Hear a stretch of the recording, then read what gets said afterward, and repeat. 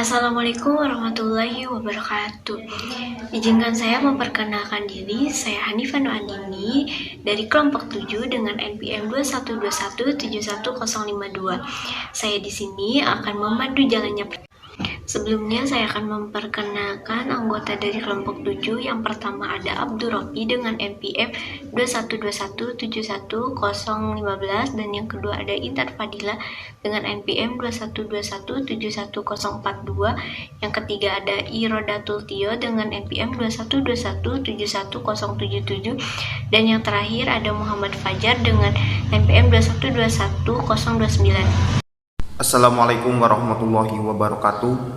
Di sini saya Abdur Rofi akan menjelaskan pengertian HAM.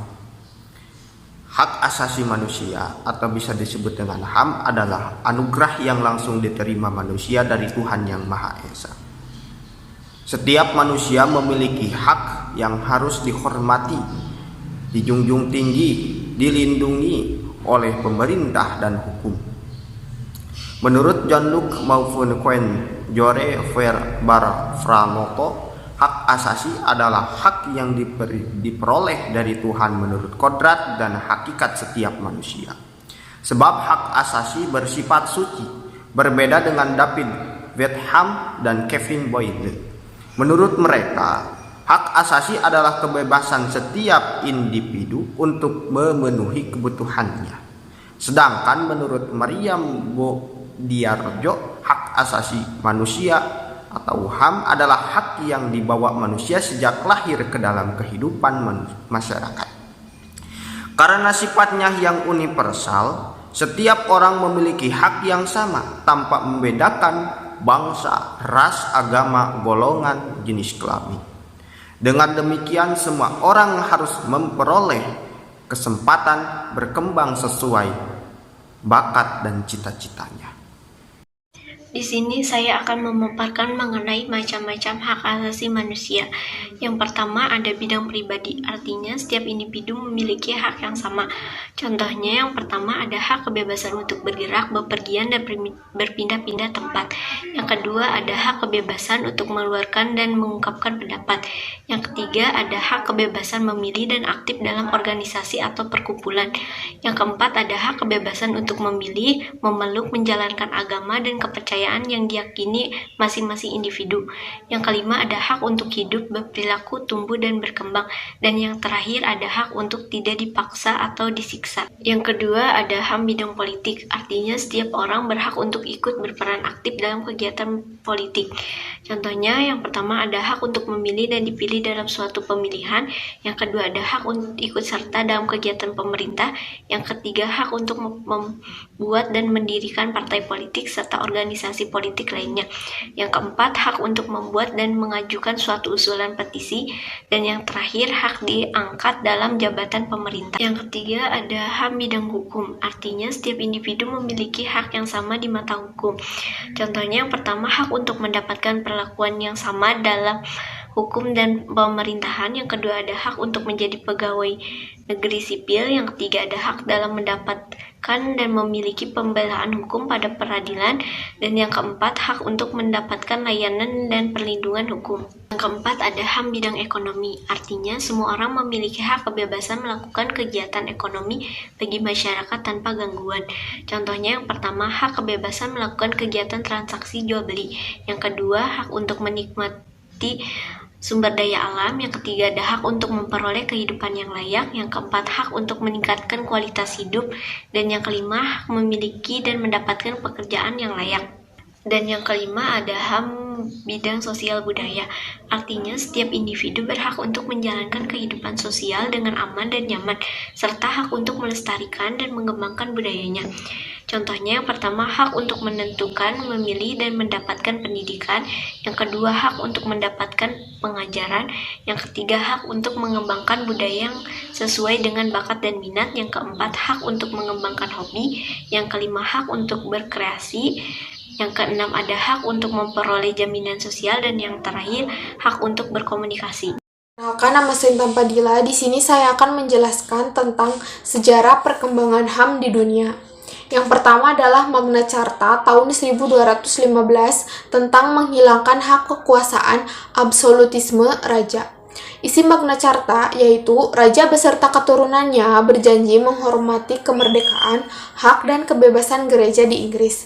Raja berjanji akan memberikan hak kepada masyarakat, yaitu rakyat mendapatkan penghormatan dari petugas pajak dan petugas keamanan.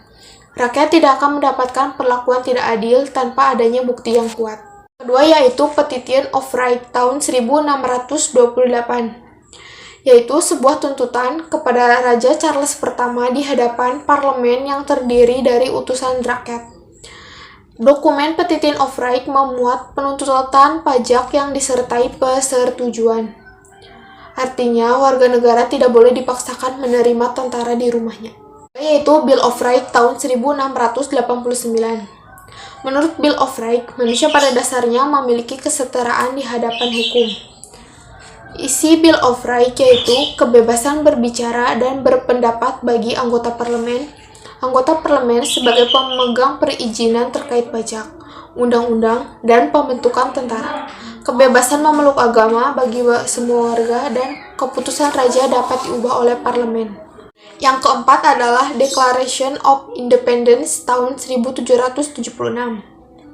Istilah human right dalam Declaration of Independence menjadi puncak perjuangan hak asasi manusia. Declaration of Independence berisi tentang konsep melekatnya beberapa hak pada diri umat manusia secara resmi atau karunia dari Tuhan Yang Maha Esa.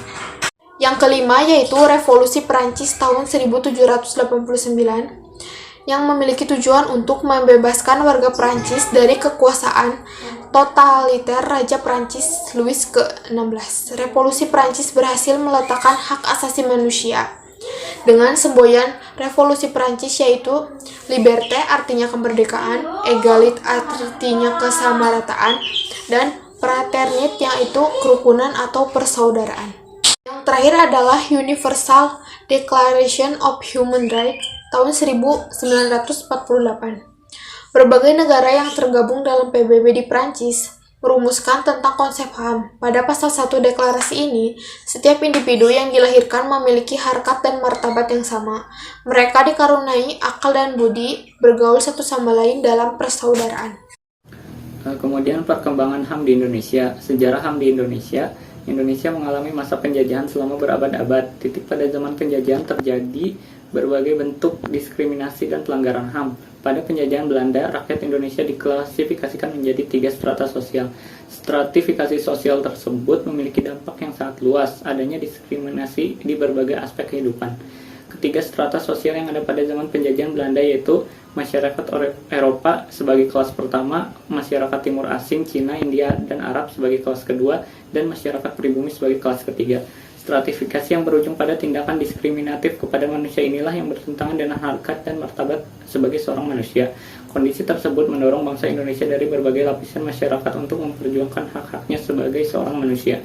Upaya memperjuangkan HAM dapat dilakukan dari momentum yang terjadi, seperti kebangkitan nasional, Sumpah Pemuda, Proklamasi Kemerdekaan, UUD RIS, UUD 1950 secara tertulis mencantumkan konsep-konsep HAM. Ketetapan MPRS nomor 14 MPRS tahun 1966 tentang pembentukan panitia ad hoc untuk menyiapkan dokumen rancangan piagam HAM dan hak serta kewajiban warga negara.